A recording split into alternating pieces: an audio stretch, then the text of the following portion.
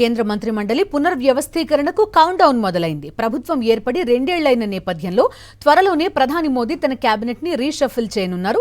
June 15 తర్వాత మంత్రివర్గ పునర్వ్యవస్థీకరణ జరుగుతుందని సమాచారం. ఈ నేపథ్యంలో సాయంత్రం జరగనున్న కేంద్ర మంత్రిమండలి సమావేశంపై సర్వత్రా ఆసక్తి నెలకొంది. ఢిల్లీలోని భారత మండపంలో కౌన్సిల్ ఆఫ్ మినిస్టర్స్ భేటీ జరగనుంది. మంత్రుల పనితీరు, కేంద్ర పథకాల అమలుపై ప్రధాని మోదీ కీలక సమీక్ష చేపట్టనున్నారు.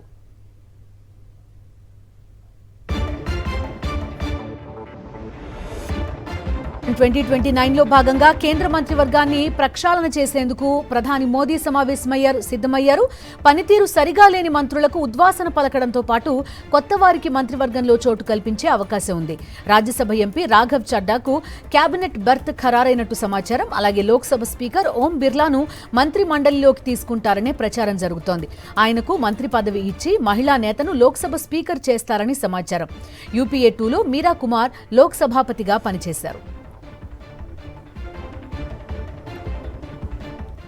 ఇక తెలంగాణ నుంచి ఇద్దరిని కేంద్ర మంత్రివర్గంలోకి తీసుకుంటారనే వార్తలు వినిపిస్తున్నాయి. డాక్టర్ లక్ష్మణ్, ఈటెల రాజేందర్ కు సహాయ మంత్రి పదవులు దక్కే ఛాన్స్ ఉందంటున్నారు. అలాగే కేంద్ర మంత్రి కిషన్ రెడ్డికి శాఖ మారే అవకాశం ఉందనే ఊహాగానాలు వినిపిస్తున్నాయి. ప్రస్తుతం మంత్రిమండలిలో 30 మంది కేబినెట్ మంత్రులు, 36 మంది సహాయక మంత్రులు, 5 స్వతంత్ర మంత్రులు ఉన్నారు.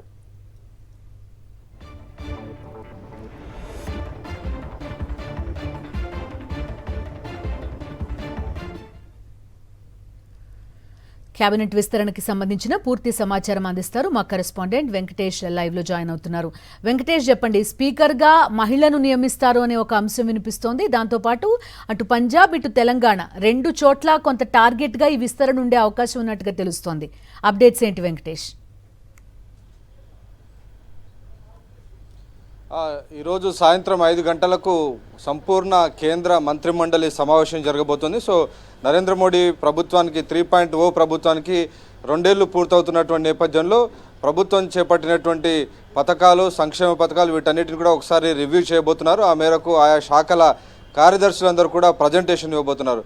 సో ఈ సమావేశం చాలా కీలకంగా రాజకీయ ప్రాధాన్యత కూడా సంతరించుకుంది. కేవలం ప్రభుత్వ పథకాల సమీక్షకే కాకుండా ఈ 2 ఏళ్లలో మంత్రుల పనితీరు, మంత్రుల చుట్టూ ఉన్నటువంటి వివాదాలు ఈ అన్నిటిని పరిశీలించిన తర్వాత వాళ్ళ పర్ఫార్మెన్స్ ఆధారంగా కొద్దిమందికి ఉద్వాసన పలికే దిశగా నిర్ణయాలు కూడా తీసుకునేటువంటి అవకాశం ఉంది. సో వచ్చే నెలలో దాదాపు 3వ వారంలో, జూన్ 3వ వారంలో మంత్రివర్గ పునర్వ్యవస్థీకరణ జరిగేటువంటి అవకాశం ఉందని తెలుస్తుంది. సో ప్రస్తుతం అధిక మాసం ఉన్నటువంటి నేపథ్యంలో అధిక మాసం పూర్తయిన తర్వాత ఈ పునర్వ్యవస్థీకరణ చేపట్టబోతున్నారు. ఆ మేరకు ఇప్పటికే దానికి సంబంధించినటువంటి కసరత్తు ప్రారంభమైనటువంటి నేపథ్యంలో ఈ సహాయ మంత్రులు కానీ, స్వతంత్ర మంత్రులు కానీ ఈ మంత్రులతో కలిసేటువంటి ఒక చివరి సమావేశంగా దీన్ని అభివర్ణిస్తున్నారు. సో ఈ సమావేశం తర్వాత చాలామంది కొత్త వారిని క్యాబినెట్లోకి తీసుకోబోతున్నారు. కాబట్టి ఇది వెళ్ళిపోయే వారందరికీ ఇది చివరి సమావేశంగా అభివర్ణిస్తున్నటువంటి పరిస్థితి. గతంలో కూడా ఇదే తరహాలో మిడ్లో ప్రభుత్వానికి సగం కాలం పూర్తయిన తర్వాత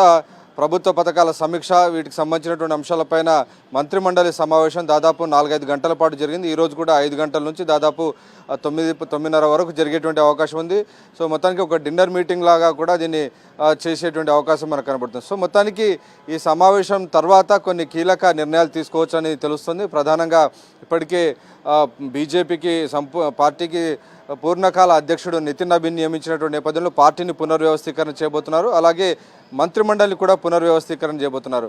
సో ఈసారి వచ్చే 2-3 ఏళ్లలో రాష్ట్రాల ఎన్నికలు జరగనున్నటువంటి వాటికి ప్రధానమైనటువంటి కీలక ప్రాధాన్యత దక్కేటువంటి అవకాశం ఉంది. ఇమ్మీడియట్గా అయితే పంజాబ్లో ఎన్నికలు జరగబోతున్నాయి, ఉత్తరప్రదేశ్లో జరుగుతున్నాయి, అలాగే 2028లో తెలంగాణలో జరగబోతున్నాయి. కాబట్టి ఆ దిశగా తెలంగాణ నుంచి ఈసారి డాక్టర్ లక్ష్మణ్కు అలాగే ఈటెల రాజేందర్కి మంత్రివర్గంలో చోటు దక్కేటువంటి అవకాశం ఉందని ప్రచారం జరుగుతోంది. అలాగే ప్రస్తుతం బొగ్గు గనుల శాఖ మంత్రిగా ఉన్నటువంటి కిషన్ రెడ్డికి శాఖ మార్చేటువంటి అవకాశం ఉందని కూడా తెలుస్తుంది. వీటితో పాటు అత్యంత ముఖ్యమైనటువంటి విషయం, మహిళా రిజర్వేషన్ పైన ముందుకు వెళ్తున్నటువంటి ప్రభుత్వం ఖచ్చితంగా మహిళా స్పీకర్ను పెట్టే దిశగా కూడా ప్రయత్నం చేస్తుంది. ఎందుకంటే లోక్సభ స్పీకర్ పైన ఇటీవల అవిశ్వాస తీర్మానం ప్రవేశపెట్టిన నేపథ్యంలో ఆయనను మంత్రిమండలిలోకి తీసుకొని మహిళను స్పీకర్గా నియమించడం ద్వారా ఆ మహిళా స్పీకర్ నేతృత్వంలోనే మహిళా రిజర్వేషన్ బిల్లు పాస్ చేయించాలనే దిశగా మోడీ ప్రభుత్వం ప్రయత్నం చేస్తోంది. Okay Venkatesh, thank you.